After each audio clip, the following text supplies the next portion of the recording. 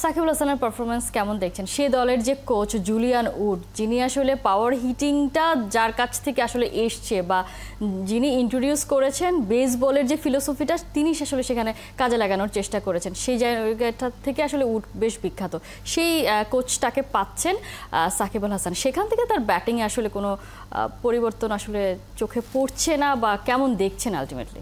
না, ব্যাটিংটা তো সে খুব একটা ভালো করছে না কিছুদিন ধরে আমরা দেখছি। তবে একটা ম্যাচে বোধহয় সে 3টা ছক্কা মেরেছিল কোনো বাউন্ডারি ছাড়াই, সবগুলোই ওভার বাউন্ডারি। তো দেখে ভালো লেগেছে ওই ম্যাচটাই যে সাকিব হয়তোবা তার ব্যাটিং ফর্মে ফিরছেন। পরের ম্যাচে দেখলাম আবার ফ্লপ করলেন, রান পেলেন না এবং ব্যাকওয়ার্ড স্কোয়ার লেগে চমকের একটা রানিং ক্যাচের শিকার হলেন। তো তিনি কিন্তু রান পাচ্ছেন না ঠিক মতো। তবে তার বোলিং ফর্মটা মনে হয় ফিরে এসেছে। শেষ 2-3টি ম্যাচে উইকেট পেয়েছেন এবং দলকে খুব ভালো জায়গায় রেখেছেন। এবং তার যে দল বাংলা টাইগার্স মিসিসাগা, তারা কিন্তু দেখছি যে তাদের মিডল অর্ডারটা ঠিক মতো ক্লিক করছে। শুধু সাকিব না, ইভেন টিপটেকার তিনিও ভালো ফর্মে নেই, মানে তিনিও দলের প্রয়োজনটা মেটাতে পারছেন না।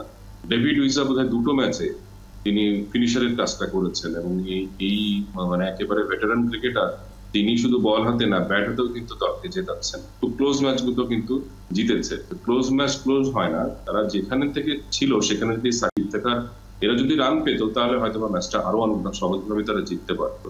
সাকিবের যে ব্যাটিং ফর্ম সেটা নিয়ে আসলে এখনো আমি চিন্তিত। দেখা যাক যে শেষ পর্যন্ত কি হয়। এবং তিনি কিন্তু কোন রকম অনুশীলন প্রস্তুতি ছাড়াই টেস্ট ম্যাচ খেলবেন সেরকম কিন্তু বিসিবি থেকেও বলা হচ্ছে। এটা আসলে ভালো সংস্কৃতি না, এটা আসলে দলকে চ্যালেঞ্জের মুখে ফেলে।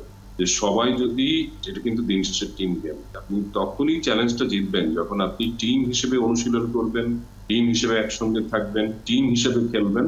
তখন জেতার সুযোগটা অনেক বেড়ে যায়, আত্মবিশ্বাসও বাড়ে, টিম কম্পোজিশনও কিন্তু খুব ভালো। অফ দ্য ফিল্ড যদি টিম কম্পোজিশন ঠিকঠাক না থাকে, অন দ্য ফিল্ড পারফর্ম করাটা খুব কঠিন, সে আপনি যত বড় ক্রিকেটারই হোক না।